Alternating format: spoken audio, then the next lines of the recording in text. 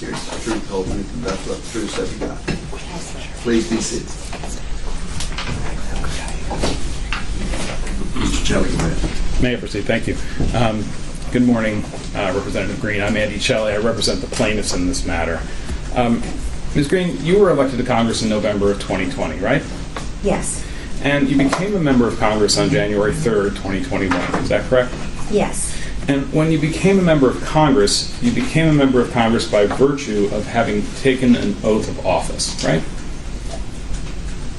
I became a member of Congress by being elected by the people of the 14th District. Okay, but you actually were permitted to take your seat in the House of Representatives because you took an oath of office. Isn't that correct? I swore an oath on January 3rd. And that oath required you to swear that you would support and defend the Constitution of the United States, right? Yes. And it required you to swear an oath that you would support and defend the Constitution of the United States against all enemies, right? Yes. And part of the oath that you took says that you were going to undertake that obligation to defend the Constitution against all enemies freely, without any mental reservation or purpose of evasion. Do you recall that part? I think so. Okay, well, let's have a look at it. This will be Plaintiff's Exhibit 63. I just want to make sure you get a chance to see it.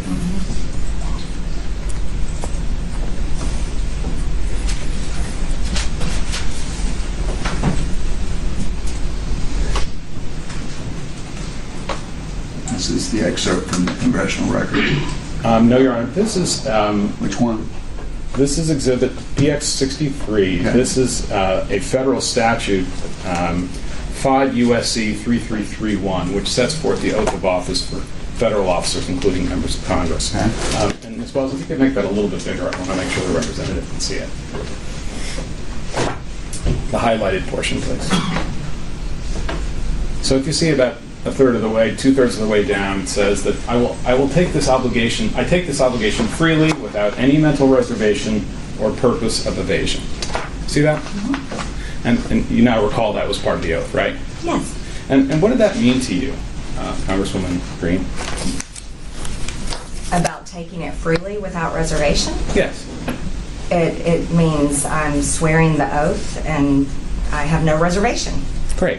Now, one part of the Constitution, Representative Greene, is the 12th Amendment, right?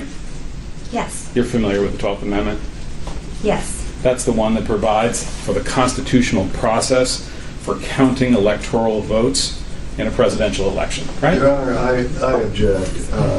Under the speech and debate clause, she cannot be questioned about what she does on the floor of Congress pursuant to her legislative responsibility. And I don't intend to ask any question of that sort, Your Honor. I just want to have her understanding of the Constitution. This is a case about Representative Greene's state of mind, including her understanding of the oath and the Constitution. Then I further object because this case is not about her state of mind.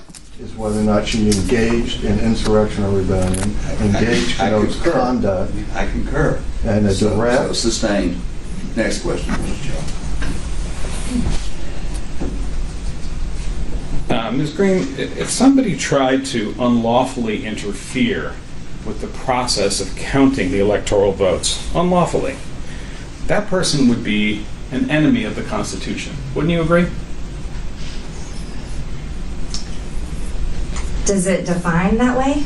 Is it defined that way? Well, I'm asking for your understanding. If somebody broke the law in a way designed to interfere with the process of counting the electoral college votes, that person would be an enemy of the Constitution. You mean interrupting Congress? Is that what you're referring to? Doing anything unlawfully to interfere with the process of counting the electoral votes. Interrupting Congress, like when the Democrats interrupted Congress and had a sit-in on the House floor and stopped Congress? Excuse me, Representative Greene. Yes. Could you rephrase your question? I'm entitled to ask my questions in the way I'd like to ask them, Your Honor. I ask that you listen to my question and simply respond. May I proceed? Yes. So if someone broke the law in an effort to interfere with the counting of the electoral votes, that person would be an enemy of the Constitution. Am I right about that? breaking the law is unlawful. There's been over 700 people charged for what happened on January 6th. Right, and those people were trying to interfere with the lawful process of counting the votes for the Electoral College, right? I would assume, yes, they did. They stopped Okay. the electoral count. Yes. Right, and so those people would be enemies of the Constitution. You would agree with that, right? I don't know if it. I don't know. I don't know if it defines it that way.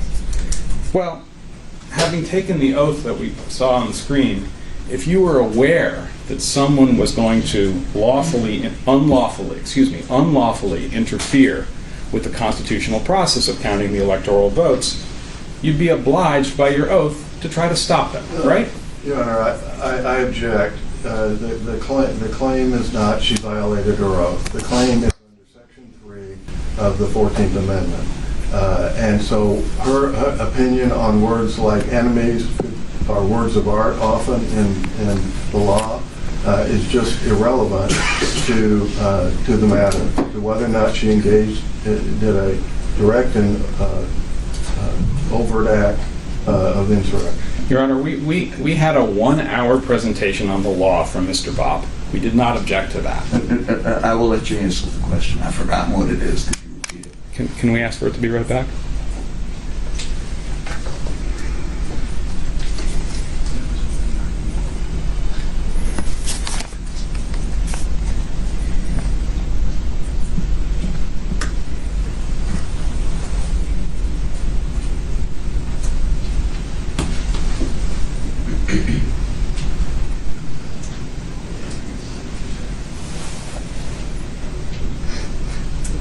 Question: if you were aware that somebody was going to unlawfully interfere with the constitutional process of counting electoral votes, you would be obliged to have them arrested or stopped, right? You may answer. You may answer the question to the best of your ability. I had no knowledge of any attempt, and so that's a question that I can't answer. Well, I can't answer that question. I take your representation that you had no knowledge for the time being. I'm asking it as a hypothetical question, just to understand. I can't answer a hypothetical question. Well, I'm permitted to ask you one, so I'm going to ask you again. If you had knowledge in advance that someone was going to unlawfully interfere with the counting of the electoral votes in a presidential election, under your oath, you'd be obliged to do something to stop that, right? I object. She's not being charged for violating her oath. There is no foundation laid that she had any knowledge about anything like that. We'll come to that. And so these hypothetical... Sustained.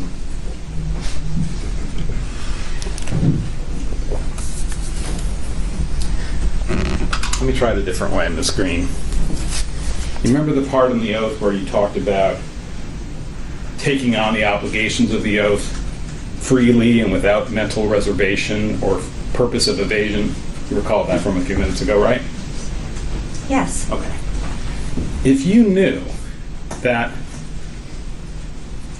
people were planning to interfere with the constitutional process of counting the electoral votes, you knew that before you took the oath, and you took the oath anyway, and decided not to do anything about those plans, that would be a mental reservation. Don't you agree? I object.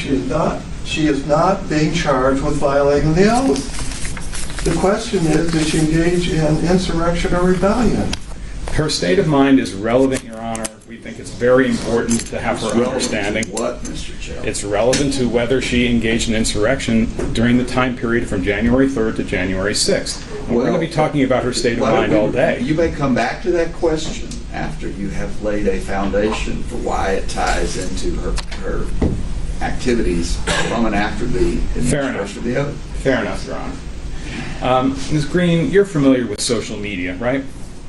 Yes. And that's a form of communication, right? Yes. You know what Facebook is and Twitter, right? Yes. You use those as an important form of communication in your work. Yes. You post messages on Facebook, right? I post statements, messages, yes. Videos also, right? Yes. And you also respond and react to other people's comments when they're posted on Facebook or Twitter, right? Yes. And you do that as a way to get your political views out into the world. It's my freedom of speech to do so. I agree. And you've been very successful at using social media to get your views out into the world, right? I would say that's an opinion. Well, I'm asking your opinion. You've got hundreds of thousands of people who follow you on Twitter and Facebook, right? No, not really, because my personal Twitter account doesn't exist anymore. Before it was suspended by Twitter, you had hundreds of thousands of people following you on Facebook and Twitter, right? Yes. And by the way, the way Facebook and Twitter work, is my understanding, is they don't have to necessarily follow you to read what you have to say, right? I guess so. So it could be millions of people who have read the things that you have said on Facebook and Twitter over the years. I don't know that. But it could be. You would agree with that, right? No, I don't know that. Okay. I don't know how many people read or see what I post on social media. But what you post on social media is what you want people to know about your political beliefs, correct? Sure. Okay. You're not putting stuff up there as a joke, are you? Sometimes, yes. Well, we'll come back to that. And you use Facebook and Twitter to communicate with your constituents in the 14th congressional district here in Georgia, right? Yes. So, immediately after the 2020 election, and through January 6th, and even beyond that, you issued a number of tweets and made statements on Twitter and Facebook about the election, right? Yes. You tweeted a whole lot of material about your views of what happened in the 2020 election. Yes. And the thrust of those tweets were that you felt that the election was stolen from the sitting president. I object. That is, You can ask the question, what is your opinion? Well, I also want to ask whether she communicated that opinion through. Well, let's do it that way, Your Honor. I take your point. Where are you going with this, counsel? I'm going to show the witness a number of her tweets, and I wanted to make sure that I understand the context of them, that's all. Well, she said she posts on Twitter. Right. And my question is whether she posts material that reflect the opinion that you have. Strike that. Ms. Greene, you had the opinion between November 2020, when the election happened, and January 6th, 2021, that the election was stolen from President Trump. I object. I'm I right just about saying, that? ask her if you've got questions about specific documents or Okay. specific things. Go ahead. Let's not bandy around. Let's go to PX 2A, Ms. Wells, please.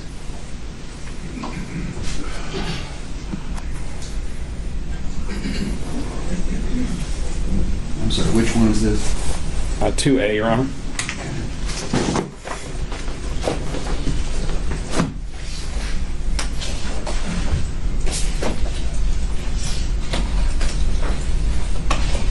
Can you see that, Ms. Greene? Mm-hmm. And what we have here in 2A is a document. Well, I'll ask you, can you tell us, is this a statement that you posted on Twitter on December 3rd, 2020? Go ahead. Sure. I'm sorry. Yes, ma'am? Yes. Yeah. And this is a statement where you talk about that you were looking for a senator to join yourself and Representative Mo Brooks to reject the fraudulent votes for Joe Biden and to keep the real Donald Trump in the White House, right? I object, Your Honor, to the... You can hear my objection. I'm waiting. I'm waiting with bated breath, Jim. All right. This violates her right of free speech. There's nothing in this statement that meets the Brandenburg test, even if speech could be considered, since it can't when we're dealing with engages, which is conduct, not speech. And it does not even meet the incitement test, which requires directed to inciting or producing imminent lawless action. Your Honor, we heard that an is hour of likely argument this to- morning on Well, this. hold on.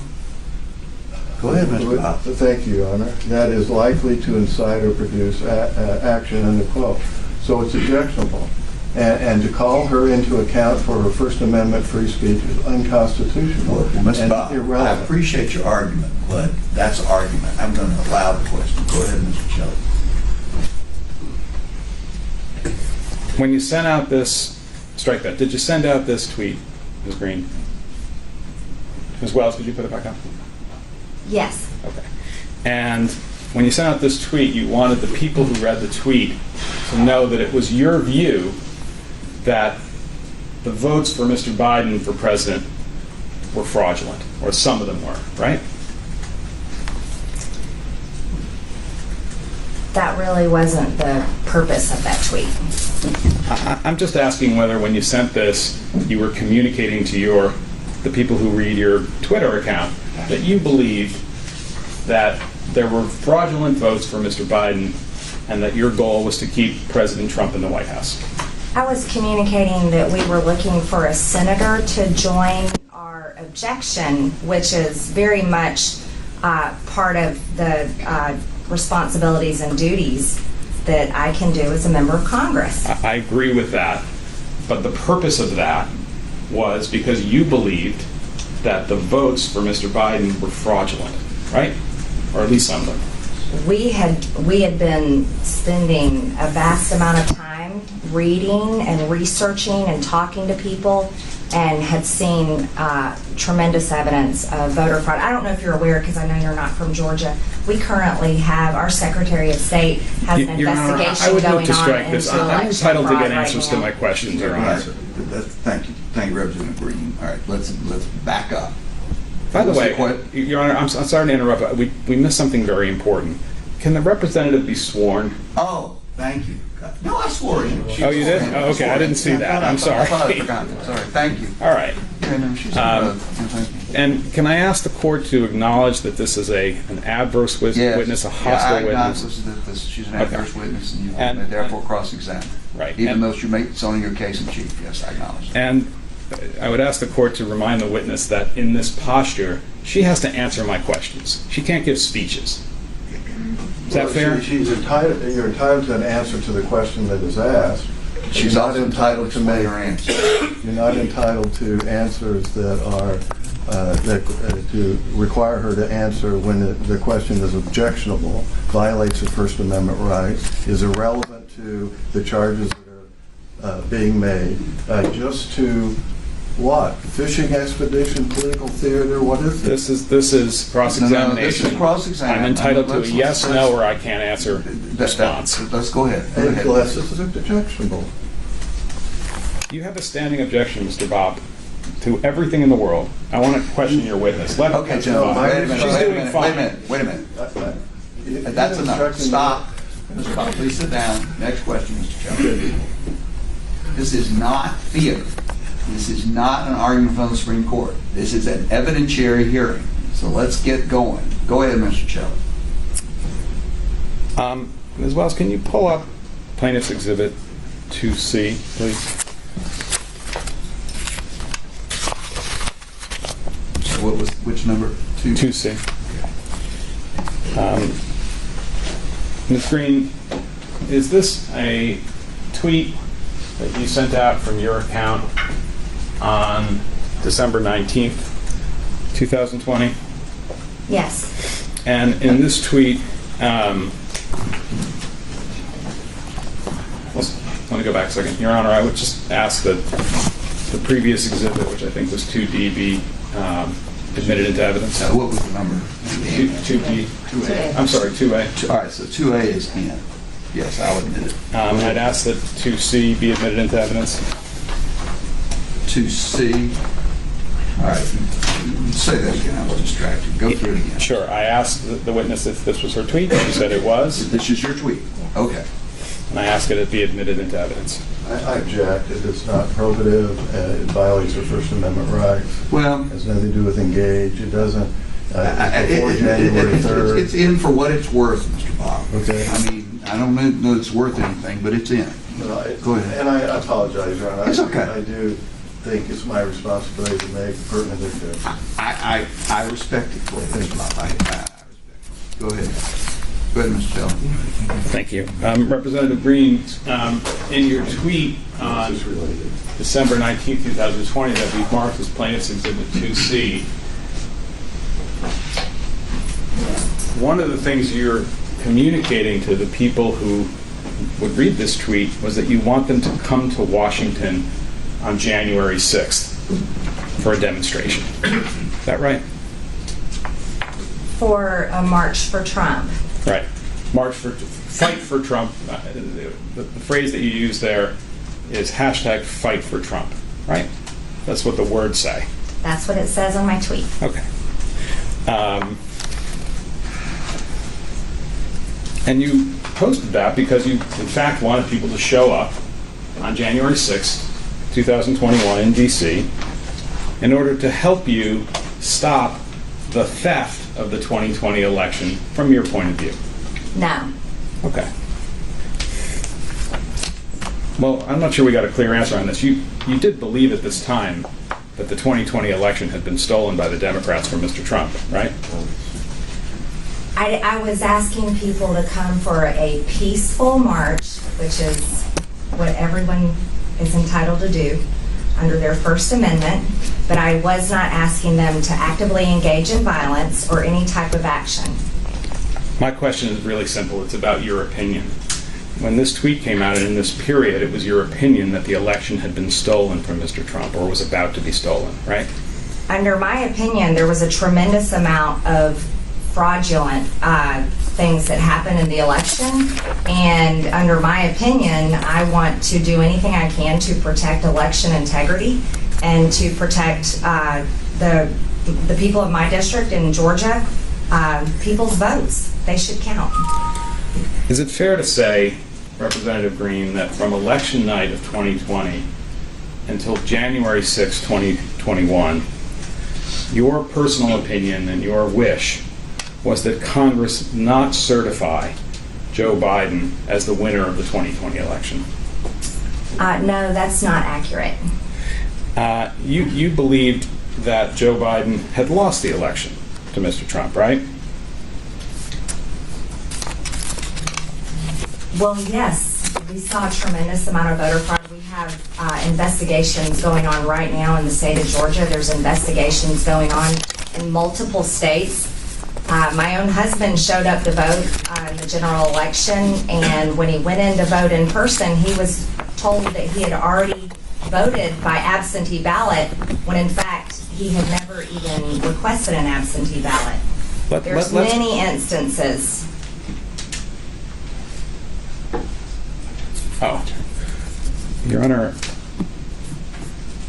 we could do this now. I understand there's an IT issue that requires a pause. Okay, well, Should we take? how long do we need? 2 minutes? All right, well, everybody just be patient while it's done. Thank you. Appreciate your patience. Oh, I see what it is.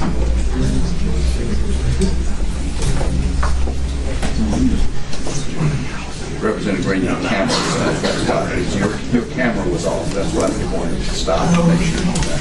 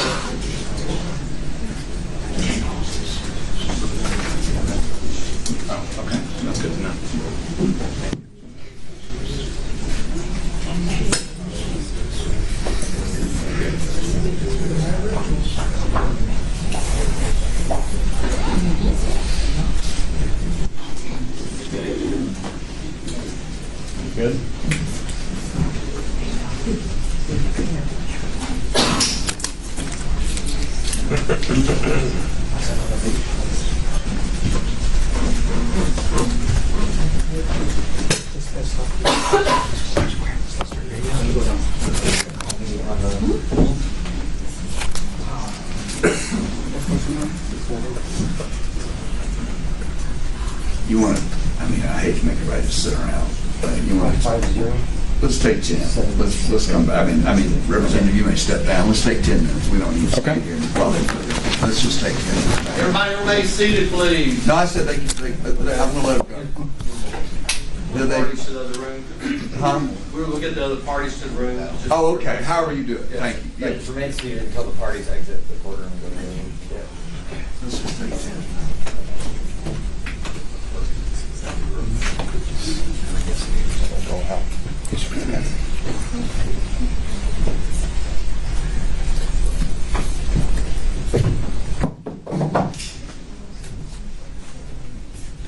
Let's come back in.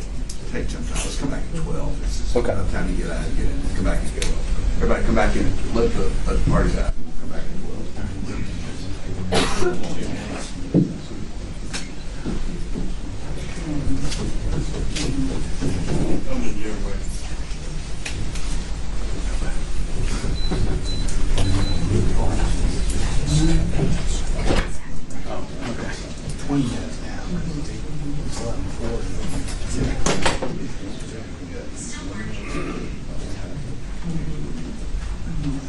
You want us to let everybody else out first? No, we finish. Yeah. 22 minutes. Sorry. I reached down there, I apologize.